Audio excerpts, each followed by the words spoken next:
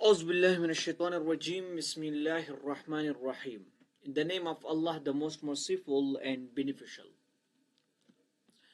Student,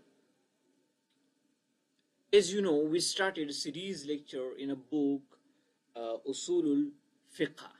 इस किताब के अंदर हमने पहले मुख्तलिफ चैप्टर्स पढ़ लिए थे जिसमें हमने फ़िक़्ह उसूलुल फ़िक़्ह के बारे में डिटेल से बात की थी कि किस तरह एक चीज़ फ़िक़्ह के अंदर हम दलील बनाते हैं या उसको एज ए एविडेंस पेश करते हैं या उसको एज अ मुख्तलिफ किस्म की दलाइल है, मुख्तलिफ दलाइल की मुख्तलिफ किस्में हैं, हुक्म शरई जो है, हुक्म शरई के मुख्तलिफ अक़साम हमने बताए थे. तो ये सारी चीज़ें हम डिस्कस कर चुके हैं. आज का हमारा जो टॉपिक है वो है अदिल्लतु शरइय्या. पहले हिस्से में हमने क्या डिस्कस किया था पिछले लेक्चर में? हुक्म शरई, कि हुक्म क्या है. अब दलील क्या चीज़ है, अदिल्ला शरइय्या क्या है. ठीक है, तो यहाँ पर हम चार किस्म की यहाँ पर पहले दलील की डिफिनीशन लुग़वी और इस्तिलाही, फिर चार किस्म के मुख्तलिफ दलाइल हम पढ़ेंगे. तो सबसे पहले आते हैं दलील की डिफिनीशन पर. अच्छा, दलील की डिफिनीशन जो है ये तारीफ बिद्दलील व बयान अनवाइही. दलील की तारीफ क्या है? लुगतन अल मुर्शिद वल हादी. दलील किसे कहते हैं? मुर्शिद और हादी को. मुर्शिद वो अल्लज़ी युरशिद, जो कि हमें रास्ता दिखाते, हमें हिदायत, जो कि हमें हिदायत देता है. तो दलील यानी मुर्शिद और हादी माना है इसका लुग़वी तौर पर. वमन युरशदुल काफिलत फी सहराई दलीलन, और जो बंदा सहरा में काफिले को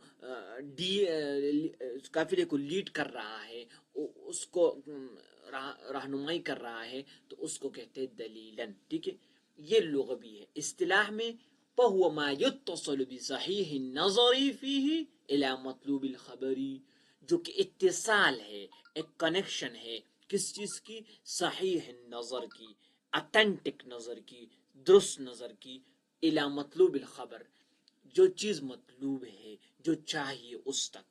दलील इन द कंटेक्सचुअल मीनिंग, दलील क्या है? एक कनेक्शन है, एक कनेक्टर है.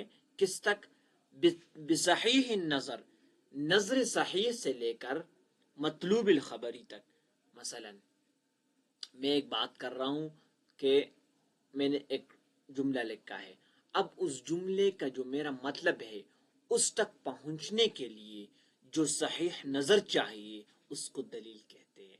कुरान अल्लाह ने बयान किया है, रसूलुल्लाह सल्लल्लाहु अलैहि वसल्लम ने बयान किया है. अब इस कुरान तक पहुँचना, इसको सही मतलूब तक पहुँचना दलील की है. ठीक है, इसको दलील कहते हैं.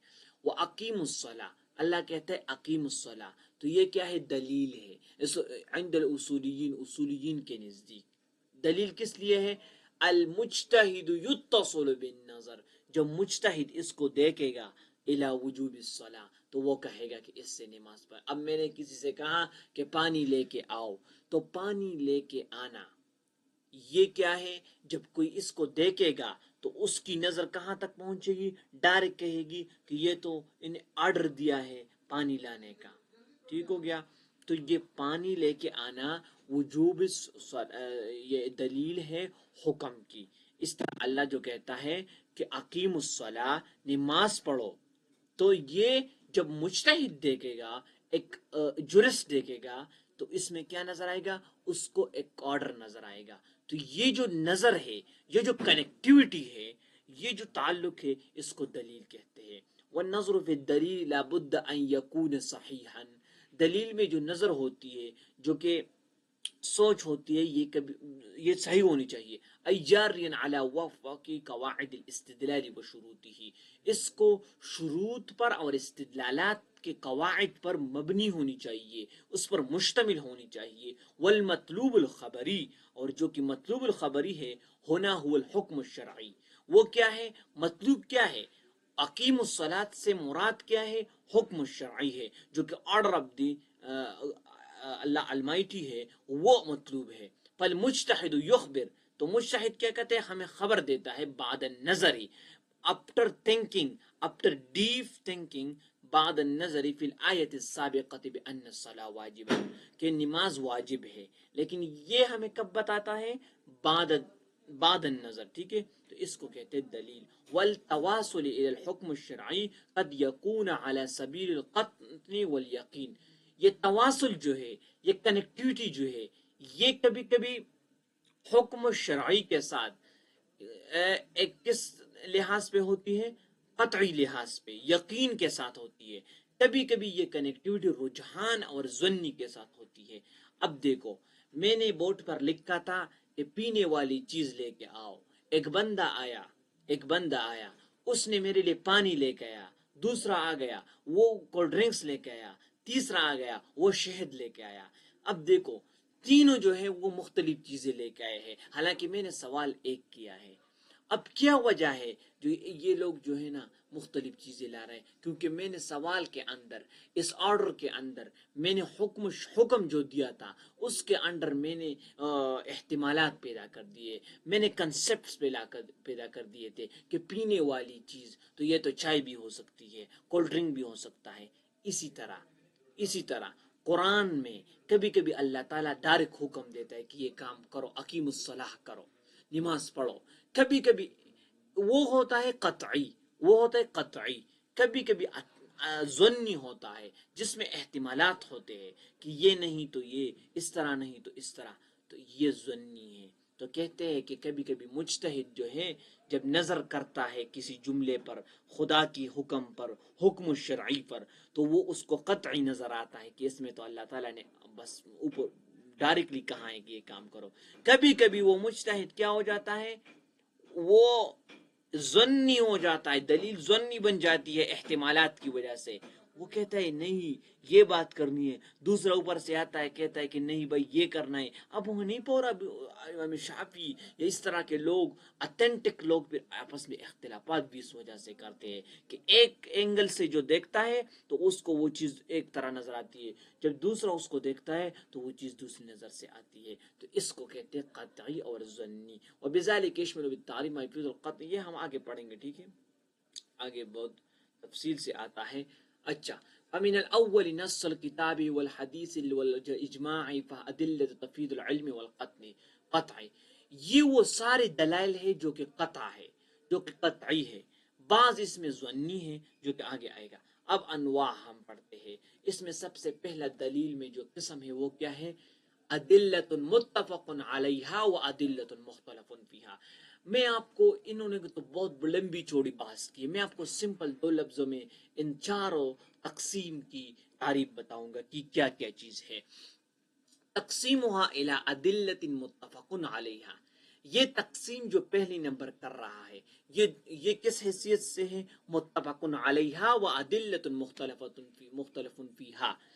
یہ دلیل 2 قسم کی ہے، ایک وہ ہے جس میں کسی کے اختلاف نہیں ہے، اور دوسری دلائل وہ ہے جس میں اختلاف ہے۔ دیکھو بھائی، جس میں اختلاف نہیں ہے وہ کون سا ہے؟ قرآن ہے، حدیث ہے، اجماع ہے، ٹھیک ہے؟ کیا کیا ہے؟ قرآن ہے، حدیث ہے، اجماع ہے، اس طرح کی جو اتھینٹک ہے۔ جس میں اختلاف ہے وہ کیا ہے؟ وہ ہمارے ساتھ جو اجماع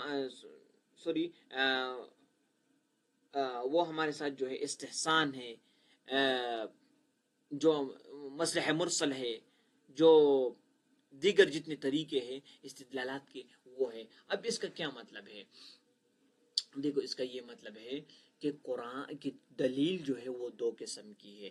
ایک امت کا ایک گروہ کہتا ہے کہ اس میں ہمارا کوئی اختلاف نہیں ہے، اگر قرآن میں ایک بات لکھی ہے تو پھر اس میں ہم کوئی کنٹراڈکشن نہیں کرنا چاہتے، حدیث میں لکھی ہے تب بھی کوئی بات وہ ہمارے لیے اتھینٹک ہے، یا اجماع ہے یا قیاس ہے۔ اب اس سے آگے جو آتا ہے استحسان ہو گیا، مصلح مرسل ہو گئے، اور اسی طرح کے اور جو طریقے تھے، عرف ہو گیا، سد الذرائع ہو گئے، یا شرح من قبلنا، ہم سے پہلے جو یہ چیزیں جو ہے نا، اس میں اختلاف ہے، اس میں اختلاف رکھتے ہیں، کچھ لوگ مانتے ہیں، کچھ لوگ اس کو نہیں سمجھتے. تو یہ دلیل دو قسم کی ہو گئی. ایک وہ دلیل جس کو لوگ اتھینٹک مانتے، ایک وہ دلیل جس کو کچھ مانتے ہی کچھ نہیں مانتے. تو یہ پہلی تقسیم ہو گئی. اب آگے آئیے، یہ بات آپ نے بس عربی میں لکھنی ہے، یہ سمپل ہے. ثانیاً دوسری کیا ہے؟ تقسیمها الى ادلت نقلیہ و ادلت عقلیہ. دوسری کیا دلیل ہے؟ ایک نقلی ہے ایک عقلی ہے. نقلی دلیل کہتی ہے کتاب کو، والسنہ سنت کو، والاجماع اجماع کو. ٹھیک ہو گیا. وَيَلْحَقُ بِهَا قَوْلُ الصَّحَابِي، اس میں قول صحابی بھی آتا ہے، صحابی کی کوئی سٹیٹمنٹ ہو. وَشَرْعٌ مِّن قَبْلِنَا، اور ہم سے پہلے جو آتا اسلامک وہ بھی ہے. فَهَذِهِ أَدِلَّةٌ نَقْلِيَّةٌ، یہ ادلت نقلیہ ہے. لا مدخل الرائے فی اصل حجیتها، اس کی حجیت میں ہمیں رائے کی ضرورت نہیں ہے. قرآن کو اتھینٹسٹی کو کس طرح پروف کریں گے؟ قرآن تو خود اتھینٹک ہے. ان کان لازم، اگر اس سے کوئی استدلال ہوگا تو احاد سے بھی ہو سکتا ہے. اب دیکھو، اب اس یہاں پر ایک بات ہے کہ عقل اور نقل، اور جو نقل ہے وہ تو قرآن سننا یہ چیز ہے. جو عقل ہے وہ کون سی؟ قیاس ہے، مصلحہ، استحسان ہو گیا. یہ چیزیں کیا ہے؟ ہمارے ساتھ نقلی ہے، عقلی ہے.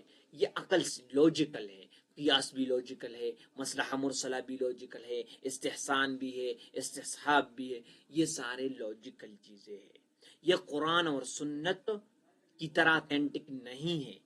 اب بات میری سنو، جو کہ نقلی ہمارے ساتھ ہے، جو کہ نقلی ہے، اس کی نقلی کے لیے ہمیں استدلال کرتے ہیں. نقلی سے صرف استدلال ضروری ہے. استدلال کہتے ہیں ڈیریویشن کرتے ہیں ایویڈنسز کی، ادلہ کی. قرآن کی اس چیز کے لیے دلیل کہاں سے ڈھونڈیں گے؟ قرآن سے. تو اس کو کہتے ہیں استدلال کرنا، مسائل کا استدلال کرنا، اخراج کرنا، یعنی مسائل نکالنا. تو یہ نقل سے کرتے ہیں. اب ان کے لیے ہم نے حجیت نہیں ڈھونڈنی. ان کے لیے کیا نہیں ڈھونڈنی؟ حجیت نہیں ڈھونڈنی کہ اتھینٹک ہے کہ نہیں، کہ آلریڈی قرآن سے ماخوذ ہے. لیکن جب کوئی چیز ہم نے قیاس کرنی ہے، ہم نے مصلحہ کرنے ہیں، تو پہلے اس کے لیے حجیت بھی ڈھونڈیں گے کہ کیا یہ چیز درست ہے یا نہیں ہے اکارڈنگ ٹو قرآن اینڈ سننا. پھر اس کے لیے استدلال کریں گے. تو مطلب یہ ہو گیا کہ نقلی دلائل میں صرف استدلال ہے، اور عقلی دلائل میں استدلال بھی ہے، حجیت بھی ہے، اتھینٹسٹی بھی پروف کرنی ہے کہ کیا یہ چیز اکارڈنگ ٹو قرآن اینڈ سننا درست ہے یا نہیں ہے. تو یہ تھی آپ کی دوسری تقسیم. تیسری تقسیم میں آپ کو کر رہا ہوں. یہ ساری باتیں جو یہ لکھ رہا ہے، یہ میں نے آپ کو مفہوم بتایا اس سب کی. ٹھیک ہے. اب ضمناً یہ بہت ساری باتیں کر رہا ہے کہ عقلی اور نقلی کے بیچ و بیچ رسول اللہ علیہ وسلم کی سنت کی حیثیت بھی بتا رہا ہے. وہ تو ہے آپ لوگوں کو پتہ ہونی چاہیے کہ رسول اللہ علیہ وسلم کی سنت کی حیثیت کیا ہے شریعت میں. اچھا نیچے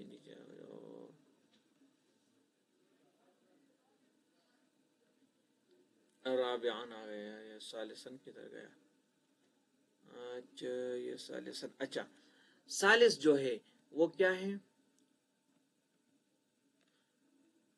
اچھا ایک قطعی ہے ایک ظنی ہے. اس میں ایک قطع ویوخذ بها تقدیما علی تنقسم اقساما اربع من حیث القطع والظنی. اب دیکھو، ایک ظنی ہے ایک قطعی ہے. ظنی کون سی دلیل ہوگی؟ قطعی کون سی ہوگی؟ جو اتھینٹک ہوگی آل ان آل. وہ کس طرح ہے؟ وہ ڈائریکٹلی اللہ تعالیٰ کا قول ہے، رسول اللہ علیہ وسلم کا فرمان ہے. ڈائریکٹ جو چیز قرآن سے ہم نے عام حکم شرعی ہے ہمارے لیے، وہ قطعی ہے، جس میں کوئی دوسری احتمال نہیں ہو. مثلا اقیم الصلاۃ، بس نماز پڑھو. نماز پڑھو میں کوئی اور احتمال نہیں ہے کہ میں یہ سوچوں کہ نماز کس طرح، یہ باتیں نہیں ہے. بس رسول اللہ صلی اللہ علیہ وسلم نے پھر اس کا طریقہ بتایا، اس طرح پڑھو. اب ایک چیز ہے ظنی. ظنی کس طرح ہے میں بتاتا ہوں. رسول اللہ صلی اللہ علیہ وسلم نے بتایا لا صلاۃ الا بفاتحۃ الکتاب، اس کی کوئی نماز نہیں جس میں فاتحہ نہیں ہے، جس میں سورۃ فاتحہ نہیں ہے.